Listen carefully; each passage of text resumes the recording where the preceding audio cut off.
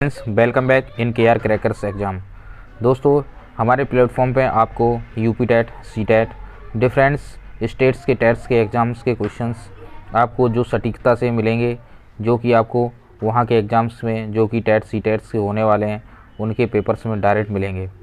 दोस्तों, ये हमारा अनुभव है और हमारे कई सालों का प्रयत्न है कि जिससे आपका सिलेक्शन 100% श्योर हो सके। ऐसे क्वेश्चंस हमने आपके लिए फ्रेम किए हैं और ऐसे क्वेश्चन का कलेक्शन हम आपके लिए लेके आए हैं जिससे आपका सिलेक्शन श्योर हो सके। तो दोस्तों, बने रहिए हमारे साथ। उसके लिए आपको चैनल को सब्सक्राइब करना है और बेल आइकन को प्रेस करना है जिससे आपको समय पर नोटिफिकेशन मिलता रहे। दोस्तों, चलिए पहला क्वेश्चन आपकी स्क्रीन पर है, बिना टाइम बर्बाद किए हुए आपका सॉल्व करते हैं क्वेश्चन आज के। दोस्तों, पहला क्वेश्चन कह रहा है स्क्रीन में आपके सामने। पहला क्वेश्चन दोस्तों है, निम्नलिखित में से कौन सा निहितार्थ पियाजे के संज्ञात्मक विकास के सिद्धांत से नहीं निकाला जा सकता। तो दोस्तों, ये चार स्टेटमेंट्स आपके सामने हैं क्वेश्चन नंबर 71 के। पहला स्टेटमेंट कह रहा है बच्चों की अधिगमनात्मक तत्परता के प्रति संवेदनशीलता। दूसरा है वैयक्तिक भेदों की स्वीकृति। तीसरा है खोजपूर्ण अधिगम। चौथा है शाब्दिक शिक्षण की आवश्यकता। ये चार स्टेटमेंट्स हैं दोस्तों। इन चार स्टेटमेंट्स में से कौन सा स्टेटमेंट्स है जो जीन पियाजे के संज्ञात्मक विकास से नहीं निकाला जा सकता। तो दोस्तों, पहले मैं आपको बता दूं, एक एक अपन ऑप्शंस का अच्छे से डिस्कशन करेंगे, उसके बाद अपन इसका आंसर निकालेंगे। बच्चों की अधिगमनात्मक तत्परता के प्रति संवेदनशीलता, मतलब जो अधिगम लर्निंग बच्चे कर रहे हैं उसके प्रति उनमें संवेदनशीलता होती है कि नहीं। ये दोस्तों 100% जीन पियाजे के सिद्धांत से रिलेटेड है, क्योंकि हम सभी जानते हैं, हम सब ने भी पढ़ाई की है। जैसे ही हमारे अंदर क्यूरियोसिटी होती है या कुछ टीचर बताने वाला होता है बच्चों के प्रति, उसके जानने की उत्सुकता उसके अंदर होती है। दूसरा दोस्तों स्टेटमेंट है व्यक्तिगत भेदों की स्वीकृति। जीन पियाजे ने दोस्तों 4 स्टेप बताई हैं कि 4 स्टेप्स संज्ञात्मक विकास के सिद्धांत की होती हैं। इसमें व्यक्तिगत विभिन्नता हो सकती है, लेकिन वो सभी बच्चों या बालकों या इंसान के अंदर वो सभी 4 स्टेप्स की जो विभिन्नता प्रोसेस होती है जीन संज्ञात्मक विकास के सिद्धांत की, वो पाई जाती है, लेकिन वो डिफरेंट हो सकती हैं डिफरेंट व्यक्तियों में। तो ये व्यक्तिगत भेदों की स्वीकृति भी होती है दोस्तों। खोजपूर्ण अधिगम, और बच्चे की खोजपूर्ण अधिगम की जो क्वालिटी है वो भी स्टूडेंट्स के अंदर होती है। तो दोस्तों, ये जो 3 हैं ये जीन पियाजे के सिद्धांत के अंदर आते हैं, लेकिन ये जो चौथा है शाब्दिक शिक्षण की अवस्था, ये नहीं आता दोस्तों। इस क्वेश्चन का करेक्ट आंसर आपको चौथा मिलेगा, शाब्दिक शिक्षण की अवस्था। ये जीन पियाजे के अंदर निहित नहीं है। दोस्तों, चलते हैं नेक्स्ट क्वेश्चन की तरफ जो कि आपकी स्क्रीन पर है।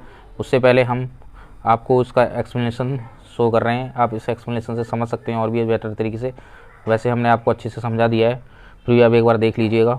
पियाजे के संज्ञात्मक विकास के सिद्धांत से शाब्दिक शिक्षण की अवस्था से निहितार्थ नहीं निकाला जा सकता, क्योंकि पियाजे ने अपने सिद्धांत में कहीं भी शाब्दिक शिक्षण की अवस्था पर बल नहीं दिया है।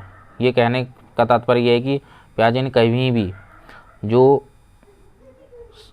उसका सिद्धांत है संज्ञात्मक विकास का सिद्धांत, उसमें शाब्दिक शिक्षण पर कहीं भी उसने बल नहीं दिया है। पियाजे के सिद्धांत में इस बात पर विशेष बल दिया गया है कि संज्ञात्मक विकास मुख्यतः व्यक्ति की जन्मजात संरचना एवं प्रक्रियाओं के साथ अनुभव की अंतःक्रिया पर निर्भर करता है।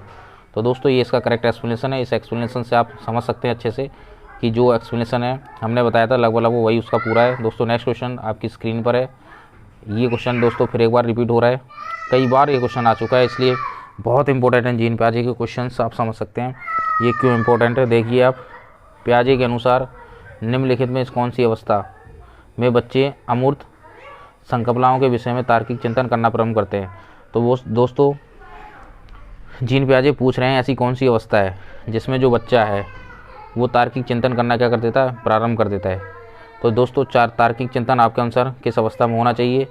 दोस्तों, इसका सही अवस्था ऑप्शन है इसका, बताइएगा दोस्तों। स्क्रीन आपके आंसर आपके सामने है। चारों में से कौन सी स्टेज ऐसी है जिसमें जो बच्चा है अमूर्त संकल्पनाओं के विषय में तार्किक चिंतन शुरू कर देता है। अमूर्त मतलब जो उसको साक्षात सामने नहीं दिखाई दे रही, फिर भी वो थॉट्स कर रहा है। तो दोस्तों, इसका सही आंसर है ए, औपचारिक संक्रियात्मक अवस्था, जो कि 12 वर्ष एवं इसके ऊपर होती है। इस अवस्था में दोस्तों बालक क्या करता है, अमूर्त संकल्पनाओं के विषय में भी तार्किक चिंतन स्टार्ट कर देता है। दोस्तों, नेक्स्ट क्वेश्चन, सबसे पहले जाते हैं दोस्तों नेक्स्ट क्वेश्चन की तरफ।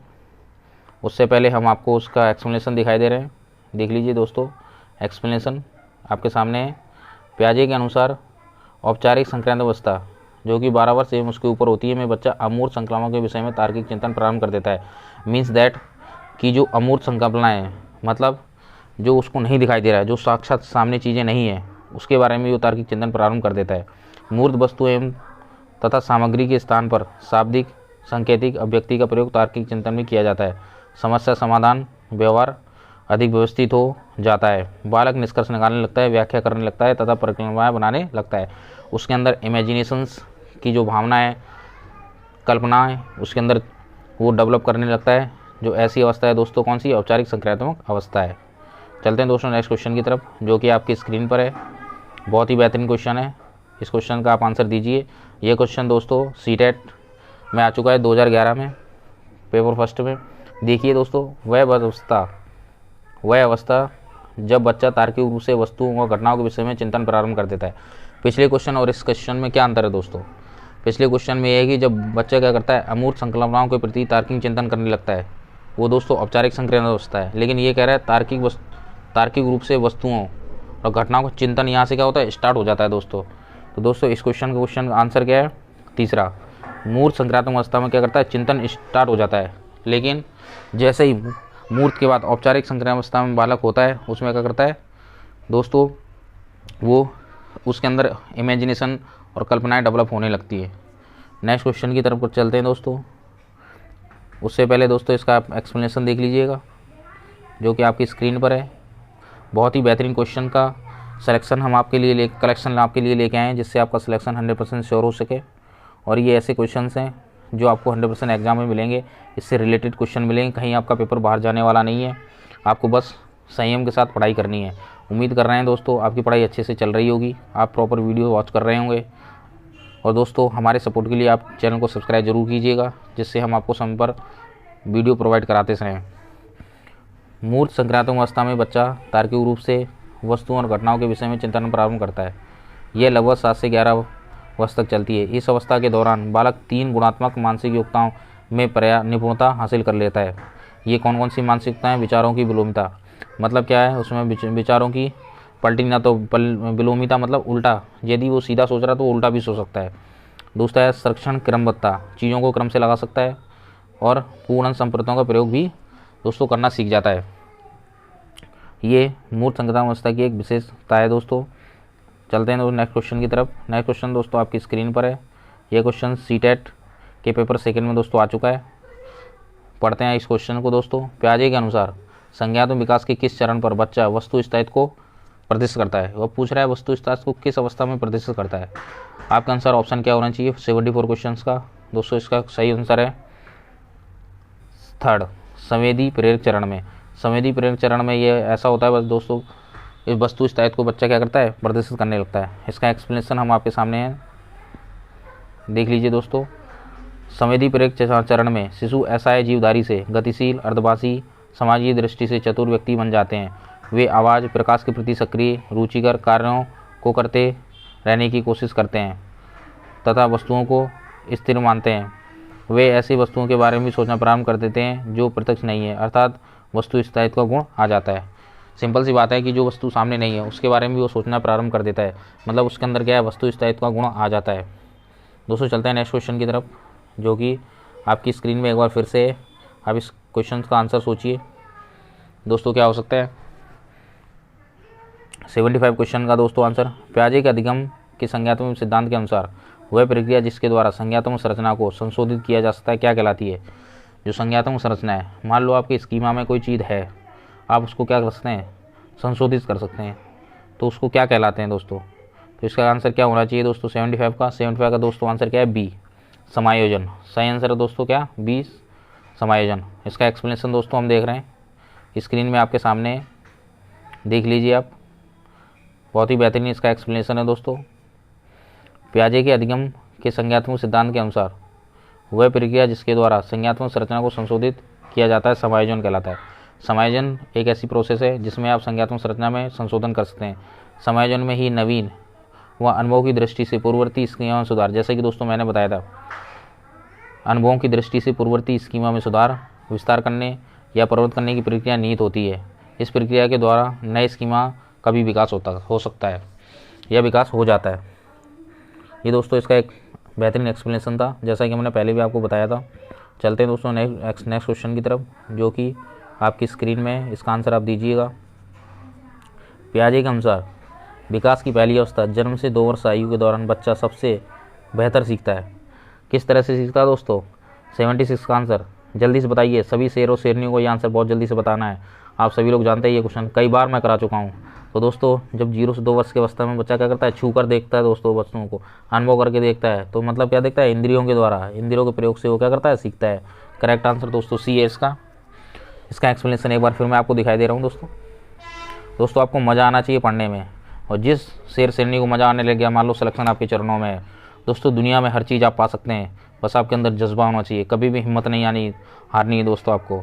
बहुत से ऐसे मेरे दोस्त हैं जो अंधकार में जीवन यापन कर रहे हैं, उन्हें समझ में नहीं आ रहा कि भर्ती आ रही कि नहीं आ रही। दोस्तों आप अपने को विश्वास रखिए, भर्ती जरूर आएगी, और जब भर्ती आएगी तो उसमें आपकी एक सीट जरूर पक्की होगी, क्योंकि मैं भी आपके ही उसी समय से, जिस तरह से आप फेस कर रहे हैं, उससे गुजर चुका हूँ। लेकिन मैंने कभी हिम्मत नहीं हारी। मुझे अंदर से विश्वास था कि एक दिन मैं भी एक अच्छा शिक्षक बनूंगा और एक समाज सुधारक के रूप में काम करूंगा। तो दोस्तों आज मैं उसी के रूप में आपके सामने प्रस्तुत हूँ, और मुझे बेहद खुशी है कि हम जो तैयारी करवा रहे हैं उसमें से हमारे सब भाई बहन जो हमारे वीडियो को देख रहे हैं, पढ़ रहे हैं, वो डेफिनेटली रूप से सेलेक्ट होंगे और डेफिनेटली से एक समाज में अच्छा जीवन यापन करेंगे। तो दोस्तों एक्सप्लेनेशन देख रहे हैं। पियाजे के अनुसार विकास की पहली अवस्था संवेदी गामक पेशी अवस्था है। इस अवस्था में बालक देखने, कूदने, छूने, पकड़ने, चूसने आदि की स्वतः सहज क्रियाओं से व्यवस्थित प्रयासरत क्रियाओं की ओर अग्रसित होता है। भाषा अनुकरण करने लगता है। आवाज़, प्रकाश, गति की प्रकाश के प्रति क्या होता है? प्रतिक्रिया करता है। आवाज़ और प्रकाश के प्रति संवेदनशील हो जाता है। दोस्तों मैंने जैसा कि पहले ही बताया था, वो छू कर देखने लगता है, उसके अंदर पेशी गामक क्रियाएँ उसके अंदर डेवलप होने लगती हैं। चलते हैं दोस्तों नेक्स्ट क्वेश्चन की तरफ, जो कि आपकी स्क्रीन पर है। अच्छा दोस्तों बताइए 77 क्वेश्चन का आंसर क्या होना चाहिए? मैं आपको 1 मिनट दे रहा हूँ। बच्चों के बौद्धिक विकास की 4 विशेष अवस्थाओं की पहचान की गई। इनमें से किस मनोवैज्ञानिक के द्वारा 4 विशेष अवस्थाओं की पहचान की गई है? बताइए दोस्तों। सही आंसर है सी, पियाजे के द्वारा 4 विशेष अवस्थाओं की पहचान की गई। दोस्तों ये क्वेश्चन सीटेट के पेपर 1 से 5 के बीच आ चुका है 2011 में, DSPB में भी आ चुका है, यूपी टेट में भी दोस्तों ये क्वेश्चन को पूछा जा चुका है। बहुत ही इंपॉर्टेंट क्वेश्चन है दोस्तों। और पियाजे के क्वेश्चन सिद्धांत से हमेशा दोस्तों क्वेश्चन एग्जाम्स में आपको देखने को मिलेंगे। इसलिए पियाजे के जो सिद्धांत है, जीन पियाजे का सिद्धांत, उसको आप अच्छे से समराइज कर लीजिए, अच्छे से पढ़ लीजिए। मैंने हर एक क्वेश्चन आपको करा दिए जो एग्ज़ाम में आने वाला है या जो क्वेश्चन बन सकता है। इससे बाहर क्वेश्चन आपको कहीं मिलने वाला नहीं है दोस्तों। उस क्वेश्चन का एक्सप्लेनेशन देख ले रहे हैं, ये आपके सामने एक बार फिर से है। पियाजे ने बौद्धिक विकास की 4 विशेष अवस्थाओं की पहचान की है। संवेदी गामा काल जो कि 0 से 2 वर्ष होता है, पूर्व संक्रिया काल जो कि 2 से 7 वर्ष होता है, मूर्त संक्रिया काल जो कि 7 से 11 होता है, औपचारिक संक्रिया काल जो कि 11 से 15 होता है। तो दोस्तों